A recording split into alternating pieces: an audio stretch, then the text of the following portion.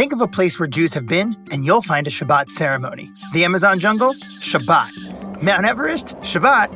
Outer space? Yep, Jews have kept Shabbat there too.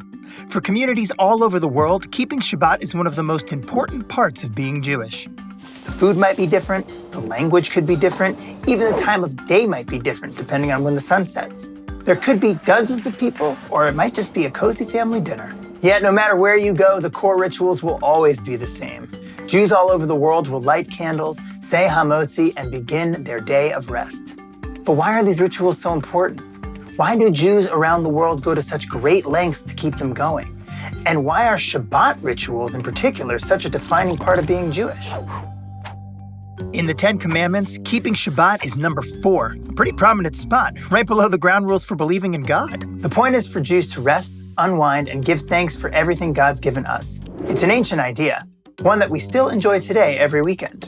Rabbi Abraham Joshua Heschel called Judaism a religion that emphasizes the sanctification of time, and called Shabbat a castle in time that neither the Romans nor the Germans were able to burn.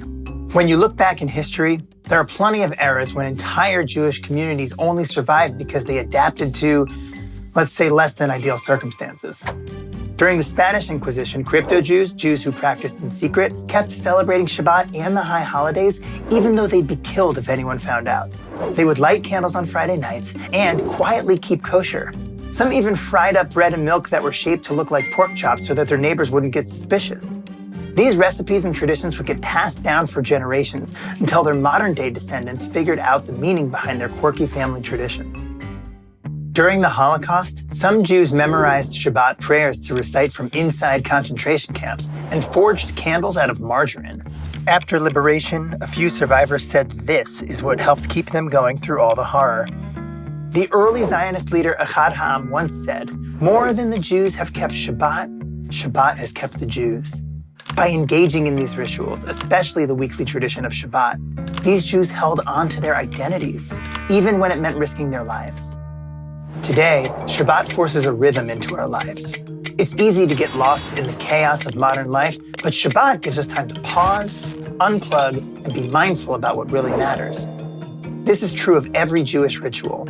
All these holidays and traditions let us carve out time to clear our heads and focus on something bigger than ourselves, whether we're building Sukkot, putting on talit, or even doing something as simple as saying a blessing before eating.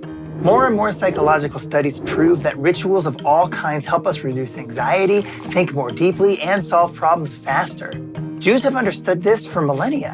When the outside world feels unpredictable, rituals ground us. Rituals also distinguish a Jewish life from a non-Jewish one. Thinking you're Jewish is all well and good, but acting Jewish is really what it's all about.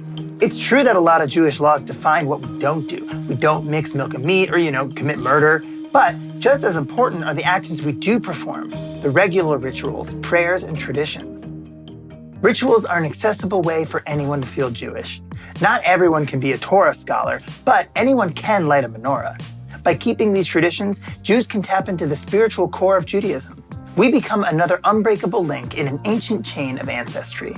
And on top of that, in the US and Israel, millennial Jews, who often feel the least religious, are still keen on upholding formal Jewish customs. For non-observant Jews, just lighting a candle and drinking wine on Friday night can connect them with their Jewish heritage. Because in the end, rituals are what bind us. They allow us to echo the actions of our grandparents and great-grandparents.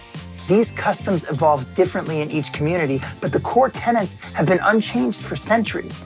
That consistency has kept the Jewish people united and thriving for generations, and will keep our culture alive for generations to come. Thanks for watching. This is one part of a series on topics that are central tenets of Judaism. If you'd like to see the rest, please check out the full playlist here, and don't forget to subscribe to keep getting notified of new videos.